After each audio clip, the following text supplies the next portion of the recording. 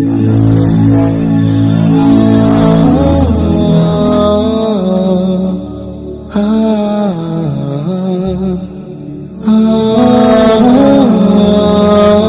dicintai Allah, apa yang kita minta dikabulkan Allah. Aneh minta terus kok nggak dikasih. Ente mungkin mintanya dunia. Kata Allah, dunia nggak ada harganya. Aneh kasih ente akhirat, mau nggak?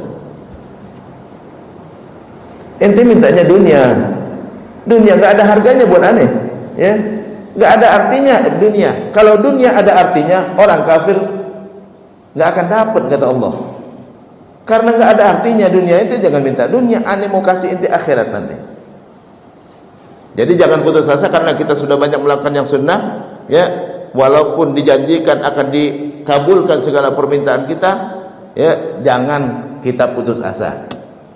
Mungkin kata Allah, buat ente jangan dunia nggak ada artinya, ya.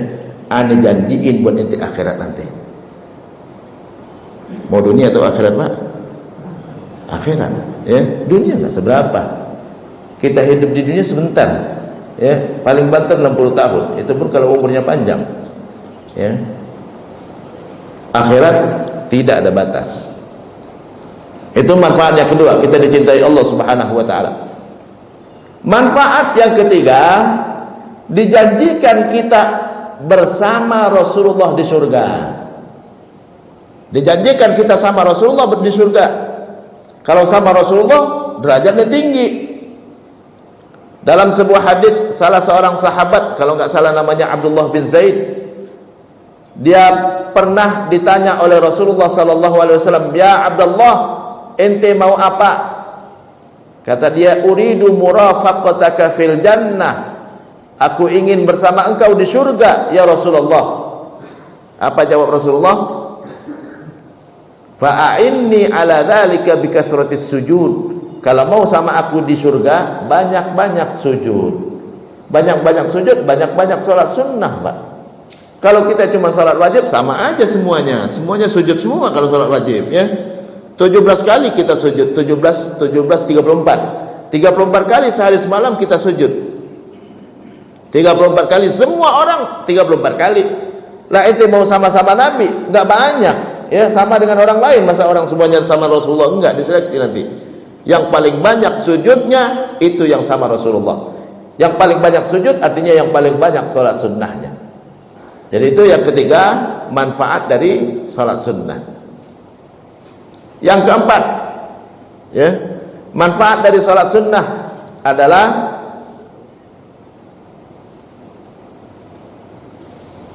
dibangunkan oleh Allah rumah di surga. Gak mungkin kita punya rumah di surga, tepatnya neraka kita, ya. Dalam sebuah hadis Rasulullah sallallahu alaihi wasallam bersabda, "Man shalla ithnai asyrata man shalla itsnatai asyra rak'atan." Siapa yang salat 12 rakaat min ghairil fardhah, selain dari salat wajib, maka banallahu lahu baitan fil jannah, Allah bangunkan dia rumah di surga. Siapa yang salat 12 rakaat selain dari salat wajib, maka Allah bangunkan dia rumah di surga. Yang mana 12 rakaat? Pertama, 2 rakaat sebelum subuh. Yang kedua, 4 rakaat sebelum zuhur. Boleh 2, boleh, ya. 6 mudah. Yang ketiga, 2 rakaat setelah zuhur. 6, 8. Yang keempat, 2 rakaat setelah maghrib. Itu udah berapa? 10. Yang kelima, 2 rakaat setelah isya. Jadi itu 12 rakaat. 10 atau 12. Ada riwayat 10, ada riwayat 12. Ya, tentu yang 12 rumahnya lebih besar, Pak. Ya. Yang 12 rumahnya lebih besar di surga. Jadi itu manfaat kita salat sunnah. Jadi jangan ditinggalkan qobliyah, ya. Qobliyah dan ba'diyah dari salat wajib. Nah, itu keutamaan-keutamaan salat sunnah. Jadi yang pertama, ya, keutamaannya adalah melengkapi kekurangan salat wajib. Yang kedua, mendapatkan cinta Allah. Kalau kita dicintai Allah, apapun yang kita minta didengar sama Allah. Gak mungkin orang yang dicintai Allah, Allah biarkan dia masuk neraka. Yang ketiga, ya, yang ketiga adalah dekat dengan Rasulullah di surga, bersama Rasulullah di surga. Yang keempat, dibangunkan rumah di surga, ya, dibangunkan rumah di surga. Ada lagi keutamaan-keutamaan yang lain yang gak mungkin saya sebutkan satu persatu. Sekarang salat sunnah ada dua macam salat sunnah, ya, ada dua macam salat sunnah. Yang pertama, salat sunnah yang dianjurkan berjamaah. Salat sunnah yang dianjurkan berjamaah. Yang kedua, salat sunnah yang tidak dianjurkan berjamaah tapi tetap boleh berjamaah. Yang mana salat sunnah yang dianjurkan berjamaah? Salat sunnah yang dianjurkan berjamaah adalah salat sunnah yang ada khutbahnya. Itu dianjurkan berjamaah. Yang ada khutbahnya yang mana? Salat hari raya ada khutbahnya. Kenapa dianjurkan berjamaah? Karena ada khutbah. Siapa yang mau dengerin kalau nggak ada kau berjamaah, ya? Karena ada khutbahnya. Salat gerhana ada khutbahnya. Salat istisqa ada khutbahnya. Nah, ini salat sunnah yang dianjurkan berjamaah. Kenapa? Karena ada khutbahnya. Karena kalau nggak berjamaah, siapa yang mau dengerin khutbah, gitu kan? Jadi salat sunnah yang dianjurkan ada khutbah. Karena dianjurkan ada khutbah, dianjurkan berjamaah. Bukan nggak boleh sendirian, boleh sendirian. Ustaz, aneh pas salat hari raya ketiduran, jam 9 baru bangun, gitu kan, ya? Boleh nggak salat hari raya sendirian? Boleh, tapi dianjurkannya berjamaah. Boleh sendirian. Kita mau salat istisqa minta hujan sendirian, boleh, ya, tapi berjamaah lebih baik, ya. Kalau berjamaah mintanya rame-rame, lebih cepat Allah ngabulkan. Kalau mintanya rame-rame, lebih cepat Allah ngabulkan. Istisqa minta hujan. Gerhana kita salat sendirian, boleh salat sendirian di rumah, tapi berjamaah lebih baik. Kenapa? Karena ada khutbahnya, ya, ada khutbahnya. Jadi itu salat sunnah yang dianjurkan berjamaah. Ada tambahan, salat sunnah yang dianjurkan berjamaah adalah salat tarawih. Salat tarawih juga termasuk salat sunnah yang dianjurkan berjamaah. Yang kedua, jenis yang kedua, salat sunnah yang tidak dianjurkan berjamaah tapi boleh berjamaah. Tapi yang tadi itu salat sunnah yang dianjurkan berjamaah boleh sendirian. Kalau ini salat sunnah yang dianjurkan sendirian tapi boleh berjamaah. Yang mana? Semua salat sunnah. Semua salat sunnah, ya, dianjurkan sendirian tapi boleh berjamaah. Tidak dilarang berjamaah, ya. Tahajud berjamaah boleh, duha berjamaah boleh, nanti mau sholat syuruk berjamaah boleh, ya. Yang sebaiknya jangan sholat rawatib, ya. Sholat rawatib itu apa? Sholat qobliyah sama ba'diyah. Sebaiknya jangan berjamaah. Kenapa? Khawatir orang mengira sholat wajib itu 3 kali, ya. Qobliyah zuhur, zuhur, ba'diyah zuhur, ya. Kenapa berjamaah semua, gitu kan? Ini dianjurkan yang rawatib jangan berjamaah, tapi yang lain boleh berjamaah. Yang lain semua boleh berjamaah. Ustaz, duha berjamaah boleh, tahajud berjamaah boleh, witir berjamaah boleh, ya, boleh. Tapi sebaiknya sendirian. Kenapa sebaiknya sendirian? Karena itu salat sunnah yang mana tidak ada khutbahnya, dan kalau sendirian lebih terjaga ikhlas kita. Lebih terjaga ikhlas kita. Jadi kalau mau berjamaah boleh. Kalau berjamaah ada pahalanya, pasti ada pahalanya insyaallah. Ya, asalkan inti bisa menjaga ikhlasnya. Asal bisa menjaga ikhlasnya. Jadi tahajud boleh berjamaah. Dalilnya mana bahwa sholat sunnah boleh berjamaah? Setiap kali Rasulullah sholat di masjid, walaupun itu sholat sunnah, sahabat langsung bermakmum. Setiap kali Rasulullah sholat di masjid, walaupun itu sholat sunnah, sahabat langsung bermakmum. Salah satunya cerita tentang sholat tarawih, ya. Sholat tarawih, Rasulullah mengatakan kepada Aisyah, ya Aisyah, ubsuti li hasiri fil masjid. Aisyah, bentangin sejarahku di masjid. Aku mau sholat di masjid malam ini. Maka Aisyah pun membentangkan sejarah Rasulullah di masjid. Fasalla Rasulullah pun sholat mau sendirian. Rasulullah nggak ngajak-ngajak sahabat, enggak. Oh iya sholat, enggak. Tapi sahabat setiap ngelihat Rasulullah sholat langsung bermakmum, langsung berbaris di belakang dan langsung bermakmum. Dan Nabi tidak pernah negur sama sekali. Nggak pernah Rasulullah mengatakan, lain kali kalau saya sholat nggak usah bermakmum, karena nggak semua sholat boleh berjamaah. Nah itu Nabi nggak pernah negur, berarti tidak ada sholat yang nggak boleh berjamaah. Kalau ada sholat yang nggak boleh berjamaah, ya, maka wajib Nabi jelaskan. Karena dalam ilmu usul fikih ada kaidah begini, ta'khirul bayan an waqtil hajah la yajuz. Tidak boleh mengakhirkan penjelasan yang harus dijelaskan segera. Sahabat melihat Rasulullah sholat langsung bermakmum. Kalau ada sholat yang nggak boleh berjamaah, wajib Nabi jelaskan. Wajib Nabi jelaskan. Tapi Nabi nggak pernah menjelaskan, berarti tidak ada pengecualian. Silakan mau berjamaah boleh, gitu kan? Itulah cerita salat tarawih. Sahabat bermakmum dengan Rasulullah, Nabi nggak pernah ngajak-ngajak. Ya, malam kedua Nabi keluar lagi, sahabat tambah banyak. Malam ketiga Nabi keluar lagi sholat di masjid, sahabat tambah banyak, tambah membludak masjid. Ya, disebutkan di situ hatta yanfadul masjid, ya, bin nas, sampai masjid membludak oleh manusia. Malam keempat Nabi nggak keluar lagi. Kenapa? Khawatir tambah banyak lagi. Ya, khawatir tambah banyak lagi. Ya, dan khawatir orang mengira itu sholat wajib. Maka Nabi nggak keluar lagi. Kadangkala Nabi meninggalkan sesuatu khawatir memberatkan. Bukan berarti Nabi meninggalkan sesuatu otomatis nggak boleh. Bukan. Ya, kadangkala Nabi meninggalkan sesuatu khawatir memberatkan. Bukan berarti nggak boleh. Ya, gak mungkin gak boleh untuk yang baik, ya. Makanya Umar ibn Khattab yang berinisiatif menjadikan sholat tarawih berjamaah. Umar yang pertama kali, ya. Nabi malam pertama, malam kedua, malam ketiga, malam keempat gak keluar lagi. Setelah itu gak pernah dengar cerita Rasulullah sholat berjamaah tarawih. Setelah itu gak pernah dengar lagi Rasulullah sholat berjamaah tarawih. Ya, baru di masa Umar melihat sahabat ini sholat sendiri-sendiri semua, gitu kan? Akhirnya Umar nunjuk Ubay bin Ka'ab untuk jadi imam. Ya, nunjuk Ubay bin Ka'ab untuk jadi imam. Ubay, kamu yang jadi imam, aku akan perintahkan mereka untuk bermakmum dengan kau. Dari situlah pertama kali, ya, sholat berjamaah tarawih secara resmi perintah dari Amirul Mukminin. Rasulullah nggak ngajak-ngajak sholat tarawih berjamaah, ya. Cuman 3 malam Rasulullah keluar. Malam keempat gak keluar lagi dan tidak ada cerita lagi.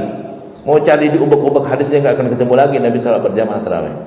Tapi Umar melihat sahabat sholat sendiri-sendiri, kata Umar, lau ja'altuhum ala imamin wahid, ala qari'in wahid, kalau aku jadikan mereka bermakmum dengan satu imam akan lebih baik, kata Umar. Fa amara Ubay bin Ka'ab, lalu dia perintahkan Ubay bin Ka'ab untuk sholat, untuk jadi imam. Wa amara nas ayyusallu wara'ahu, dan memerintahkan sahabat yang lain untuk bermakmum dengan Ubay bin Ka'ab. Waqala, seraya Umar mengatakan, in kanat hadhil bid'atu fa ni'matil bid'atu hadhihi. Kalau ini bid'ah yang terbaik. Ya, jadi dari situ ulama mengatakan bahwa ada bid'ah yang baik, ada yang enggak, gitu kan? Ya, kenapa? Karena Nabi enggak ngajak-ngajak sahabat berjamaah tarawih. Umar yang pertama kali yang anjurkan, memerintahkan untuk berjamaah. Dari situ sejak masa Umar sampai sekarang, ya, tarawih berjamaah, ya. Tarawih berjamaah, seluruh dunia ngikutin kata Umar. Ya, ngikutin kata Umar. Jadi semua sholat intinya boleh berjamaah, tapi sholat rawatib sebaiknya jangan berjamaah. Salat yang tidak dianjurkan berjamaah itu ada 2 macam. Ada rawatib, ada selain rawatib. Rawatib itu adalah salat sunnah yang mengiringi salat wajib. Rawatib, salat sunnah yang mengiringi salat wajib. Apa arti rawatib? Arti rawatib itu rutin, seperti wajib.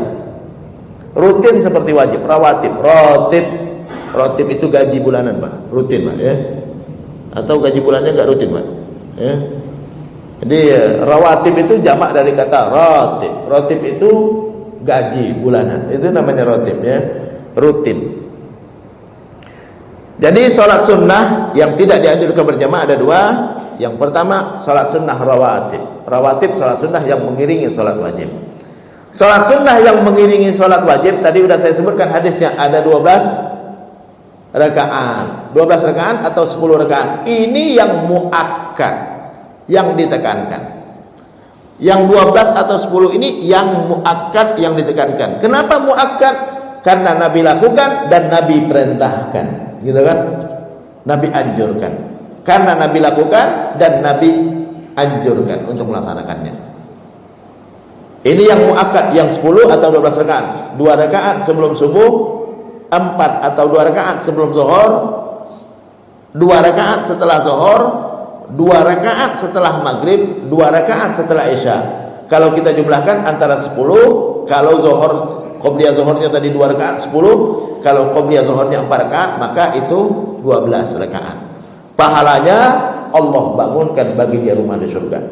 Nah, ini salat sunnah rawatib.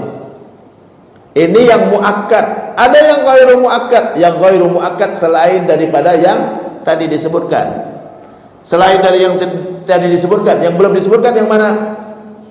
Qabliyah asar belum disebutkan, tetap disunnahkan tapi tidak muakkad.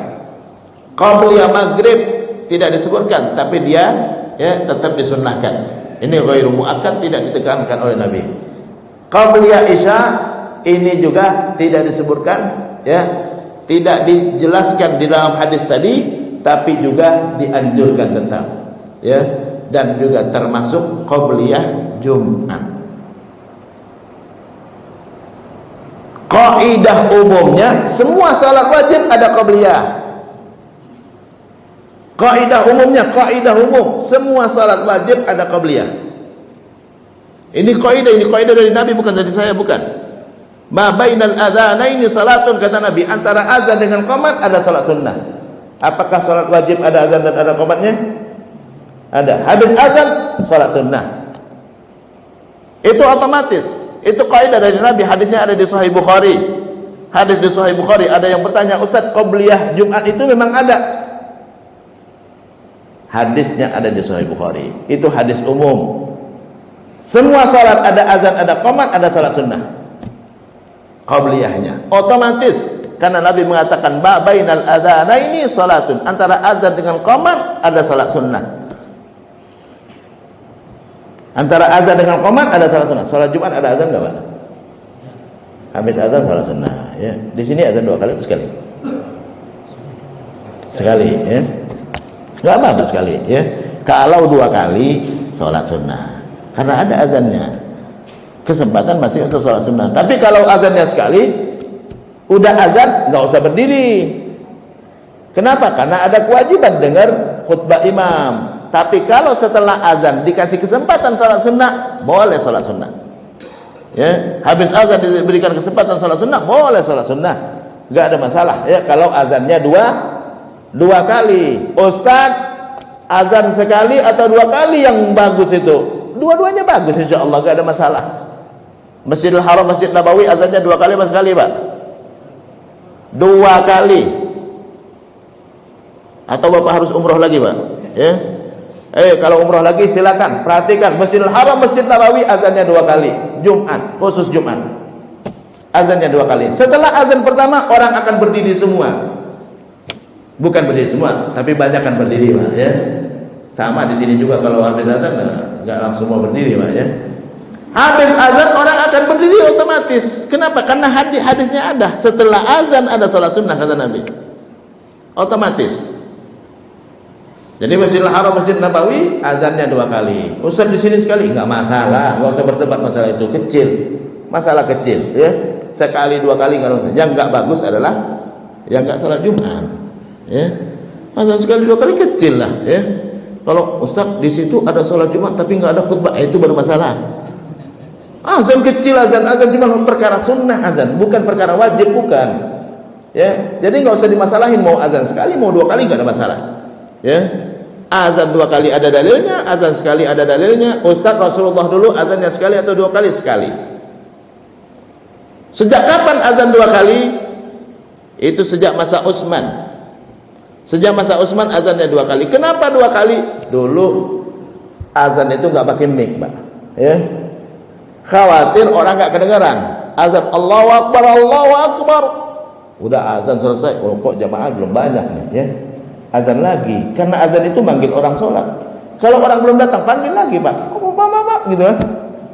Kalau belum datang, panggil lagi, mau 2-3 kali silakan, panggil lagi. Dulu saya di Maroko 14 tahun, azannya berapa kali, Pak? 3 kali di Maroko. Di Maroko azannya 3 kali untuk sholat Jumat. Bukan 2 kali lagi, 3 kali, gitu kan? Kenapa? Madhab Maliki 3 kali azannya. Loh, dalilnya apa? Dalilnya sama hadis Utsman. Dalilnya hadis tentang azannya Utsman. Fazada Utsmanu adzanan tsalitsan. Itu hadisnya seperti itu, Pak, bunyinya. Utsman menambah azan Jumat menjadi 3 kali. Mazhab Syafi'i menafsirkannya apa? 3 kali itu adalah 2 kali azan plus 1 kali qomat. Karena qomat pun namanya azan sebenarnya. Itu mazhab Syafi'i. Mazhab Maliki menafsirkannya dengan letter leg, 3 kali azan, gitu kan? Jadi kalau ada yang berdebat azan sekali 2 kali, ya silakan berangkat ke Maroko, akan mendengar azan 3 kali Jumat. Ya. Mazhab Maliki 3 kali. Semua yang bermazhab Maliki 3 kali azannya. Saya dulu pertama kali sholat di Maroko, lo heran harus azan sholat, gitu kan? Azan lagi. Loh, kok ada azan lagi yang ketiga? Ada azan lagi yang ketiga. Buka buku. Oh iya, ternyata mazhab Maliki itu 3 kali azannya Jumat. Nggak usah berdebat, karena azan manggil sekali nggak datang, panggil lagi, Pak. Nggak datang lagi, panggil lagi, gitu kan? Ya, ini masalah kecil, bukan masalah besar. Masalah besar kalau orang nggak sholat Jumat. Masalah besar kalau Jumatnya nggak pakai khutbah, baru masalah besar. Kalau cuman azan sekali 2 kali, masalah kecil, sepele, gitu kan? Ya, buktinya Utsman berani nambah sampai 3 kali, gitu kan?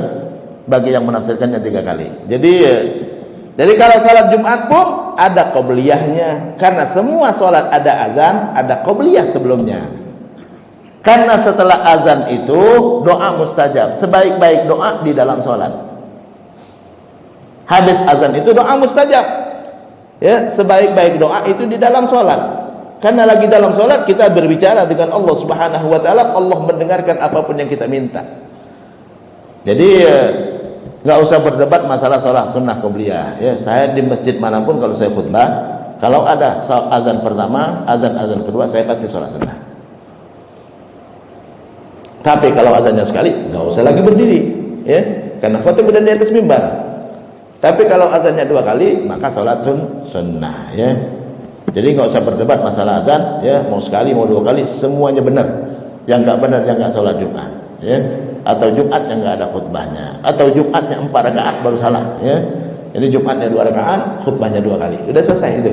Yang lebihnya tambahan, ya, tambahan cuman bonus-bonus doang, ya. Jadi nggak usah berdebat masalah bonus, ya. Mau dikasih bonus ya, nggak dikasih bonus nggak masalah, ya.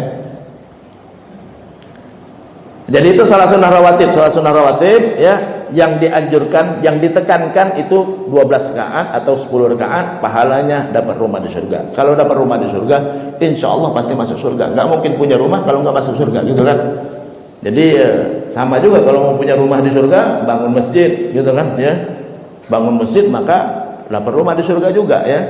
Jadi itu keutamaan sholat sunnah rawatib. Jadi sholat sunnah rawatib yang ditekankan 12 rakaat atau 10 rakaat. Selebihnya tambahannya adalah semua sholat wajib ada sholat sunnah qobliyahnya.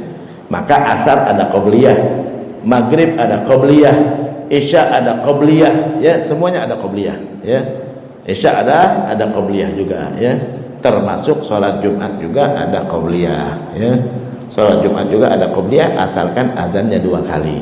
Kalau azannya sekali nggak usah berdiri lagi, ya, nggak usah berdiri lagi karena khotib sudah naik mimbar. Kadang-kadang saya melihat di beberapa masjid azannya cuma sekali, naik mimbar orang berdiri sholat sunnah. Ngapain sholat sunnah itu?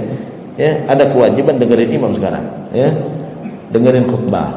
Tapi kalau azannya 2 kali, maka ada kesempatan untuk sholat sunnah, ya, nggak ada masalah. Masjid ini serahkan sama DKM, mau sekali mau 2 kali, nggak usah berdebat, masalah kecil, ya, masalah kecil. Nabi sekali, Utsman 2 kali atau 3 kali, ya. Ustaz, kan Nabi sekali, kadang-kala Nabi meninggalkan sesuatu khawatir memberatkan. Kalau 2 kali, Nabi 2 kali, orang berat, datangnya lebih awal jadinya, ya, karena azannya 2 kali. Azan pertama dipanggil suruh datang, Ya, jadi lebih awal datangnya. Mungkin orang pada sibuk gitu kan ya. Maka karena kalau sudah azan suruh tinggalkan semua kegiatan. Ustaz, di Masjidil Haram, Masjid Nabawi azannya 2 kali, tapi azan pertama setengah jam sebelum masuk waktu zuhur. Ustaz, itu gimana? Pendapat ulama ada yang berbeda-beda pendapat tentang waktu sholat Jumat. Ada yang mengatakan sholat Jumat boleh dimajukan dari waktu zuhur. Ada 2 pendapat ya. Di masa Abu Bakar pernah dimajukan sholat Jumat, dimajukan lebih maju daripada waktu sholat zuhur. Itulah yang dipegang oleh mazhab Hambali. Jadi dimajukan setengah jam sebelumnya udah azan dulu ya, udah azan. Jadi azan buat apa itu azan? Buat manggil sholat gitu kan, buat manggil sholat Jumat. Idza nudiya lis-salati min yaumil jum'ah, kalau azannya 2 kali seperti itu orang harus lebih dulu ke masjid, lebih cepat. Kenapa? Karena kalau udah azan udah gak boleh aktivitas apapun. Nah, itu salat sunnah rawatib. Adapun selain daripada rawatib ya, yaitu salat sunnah yang tidak mengiringi salat wajib, ada 2 macam. Ada salat sunnah yang terikat dengan waktu, ada salat sunnah yang tidak terikat dengan waktu. Salat sunnah yang terikat dengan waktu kita sudah tahu semua ya, salat duha terikat dengan waktu. Ya. Jadi salat duha terikat dengan waktu, datang waktu duha, ya. Salat syuruk, Ustaz. Salat syuruk sama salat duha sebenarnya sama. Tapi kalau saya mau salatnya 2 kali boleh, silakan, enggak masalah. Tapi waktunya sama, waktunya sama. Waktunya sama. Kapan waktu salat syuruk sama salat duha? Waktu syuruk kapan, Pak? Jam 4. Enggak ada waktu syuruk di sini ya? Berapa? 5.25 waktu syuruk. Tapi belum boleh salat syuruk. 5.25 waktu syuruk belum boleh salat syuruk. Kapan boleh salat syuruk? 15 menit setelah itu. Minimal 15 menit setelah itu. Jadi kalau 5.25 ya, berarti 5.40 baru boleh. Kadang-kala orang habis pas waktu syuruk gitu, ting ting ting gitu kan, ada kan beberapa masjid itu kan ada jamnya syuruk, langsung bunyi tik ting ting tik gitu kan ya. Belum boleh salat syuruk. Haram hukumnya salat syuruk saat itu. Pas matahari terbit termasuk waktu yang dilarang salat sunnah, enggak boleh. Waktu syuruk enggak boleh kita salat sunnah, baru boleh 15 menit setelah itu. 15 menit setelah itu masuk waktu duha. Ente mau salat syuruk silakan, ya, mau salat duha juga silakan. Ustaz, kalau udah 15 menit bukan syuruk namanya. Ya terserah ente, mau namain syuruk boleh, mau namain duha juga boleh gitu kan. Ya, enggak masalah. Tapi Ustaz, ada hadis salat syuruk, Nabi enggak menyebut namanya, enggak menyebut. Nabi mengatakan siapa yang menunggu habis salat subuh sampai matahari terbit, lalu setelah itu salat 2 rakaat, Nabi cuma menyebut begitu, salat 2 rakaat, maka dia akan mendapatkan pahala umroh yang sempurna. Ya.